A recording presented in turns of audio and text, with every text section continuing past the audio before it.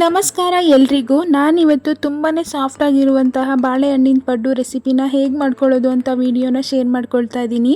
ಮಕ್ಕಳಿಗಂತೂ ಈ snacks recipe ತುಂಬಾ ಇಷ್ಟ ಆಗುತ್ತೆ. ನೀವು ಒಂದ್ಸಲ ಈ ರೆಸಿಪಿನ ಮಿಸ್ ಮಾಡದೆ ಟ್ರೈ ಮಾಡಿ. ಈ ರೆಸಿಪಿನ ಮಾಡೋದಕ್ಕೆ ಮೊದಲಿಗೆ ಒಂದು ಮಿಕ್ಸಿ ಜಾರ್ಗೆ 1 ಕಪ್ಪಷ್ಟು ನೆನೆಸಿಟ್ಕೊಂಡಿರುವಂತಹ ಅಕ್ಕಿನ ಸೇರಿಸ್ಕೊಳ್ತಾ ಇದ್ದೀನಿ. ನೀವು ಅಕ್ಕಿ ಬದಲಾಗಿ ಗೋಧಿ ಹಿಟ್ಟು, ಅಕ್ಕಿ ಹಿಟ್ಟು ಅಥವಾ ರವೆನ ಕೂಡ ಸೇರಿಸ್ಕೊಳ್ಬೋದು. ಹಾಗೆ ಇದರೊಟ್ಟಿಗೆ ಅರ್ಧ ಕಪ್ಪಷ್ಟು ಬೆಲ್ಲನ ಸೇರಿಸ್ಕೊಂಡಿದ್ದೀನಿ. ಹಾಗೆ ಒಂದು 3 ಬಾಳೆಹಣ್ಣನ್ನು ಈ ರೀತಿ ಕಟ್ ಮಾಡಿ ಸೇರಿಸ್ಕೊಳ್ತಾ ಇದ್ದೀನಿ. ಇದರೊಟ್ಟಿಗೆ ಒಂದು 2 ಟೇಬಲ್ ಸ್ಪೂನಷ್ಟು ತೆಂಗಿನಕಾಯಿ ತುರಿನ ಸೇರಿಸ್ಕೊಂಡು ಒಂದು 2 ಏಲಕ್ಕಿನ ಸಿಪ್ಪೆ ತೆಗೆದು ಸೇರಿಸ್ಕೊಂಡಿದ್ದೀನಿ. ಇದಕ್ಕೆ ಸ್ವಲ್ಪನೇ ನೀರು ಹಾಕಿ ಚೆನ್ನಾಗಿ ಸ್ಮೂತಾಗಿ ರುಬ್ಕೊಳ್ಳೋಣ.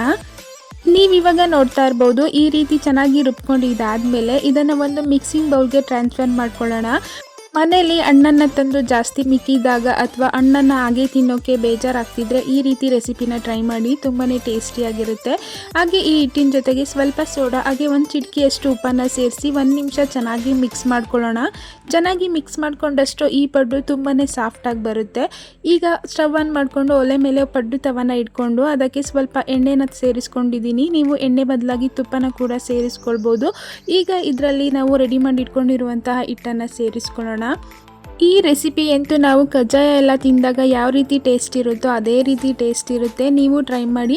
ನೀವು ಈ ರೀತಿ ಪಡ್ಡು ಉರುಳು ಇಲ್ಲ ಅಂದರೆ ದೋಸೆ ರೀತಿ ಕೂಡ ಹೆಂಚಿನ ಮೇಲೆ ಹಾಕ್ಕೊಳ್ಬೋದು. ಅದು ಕೂಡ ತುಂಬಾ ಟೇಸ್ಟಿಯಾಗಿ ಬರುತ್ತೆ.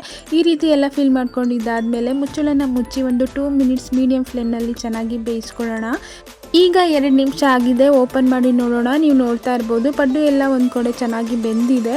ಈಗ ಇನ್ನೊಂದು ಕಡೆ ಫ್ಲಿಪ್ ಮಾಡಿಕೊಂಡು ಇದೇ ರೀತಿ ಇನ್ನೂ ಒಂದು 2 ನಿಮಿಷ ಚೆನ್ನಾಗಿ ಕುಕ್ ಮಾಡ್ಕೊಳ್ಳೋಣ. ನಿಮಗೆ ನೋಡ್ತಾ ಇದ್ರೇ ಗೊತ್ತಾಗ್ತಿರ್ಬೋದು ಅದು ಎಷ್ಟು ಸಾಫ್ಟಾಗಿ ಬಂದಿದೆ ಅಂತ.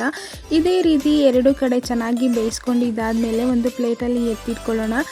ಈ ರೆಸಿಪಿ ಅಂತೂ ಮಕ್ಕಳಿಗಲ್ಲದೆ ಇರೋ ದೊಡ್ಡವ್ರಿಗೂ ಅಷ್ಟೇ ತುಂಬಾ ಇಷ್ಟ ಆಗುತ್ತೆ. ಈ ಪಡ್ಡುನಲ್ಲಿರುವಂತಹ ಬಾಳೆಹಣ್ಣಿನ ಫ್ಲೇವರು, ಆ ತೆಂಗಿನಕಾಯಿ ಫ್ಲೇವರ್ ಎಲ್ಲ ತುಂಬಾ ಒಳ್ಳೆ ಟೇಸ್ಟನ್ನು ಕೊಡುತ್ತೆ. ನೋಡಿದ್ರಲ್ಲ ಎಷ್ಟು ಸುಲಭವಾಗಿ ಈ ಸ್ವೀಟ್ ರೆಸಿಪಿನ ಮಾಡ್ಕೊಳ್ಬೋದು ಅಂತ. ಬರೀ 10 ನಿಮಿಷದಲ್ಲಿ ಈ ಸ್ವೀಟ್ ರೆಸಿಪಿ ರೆಡಿ ಆಗುತ್ತೆ. ನೀವು ಒಂದ್ಸಲ ಮನೆಯಲ್ಲಿ ಬಾಳೆಹಣ್ಣು ಇದ್ದಾಗ ಮಿಸ್ ಮಾಡದೆ ಈ ರೆಸಿಪಿನ ಟ್ರೈ ಮಾಡಿ ನೋಡಿ.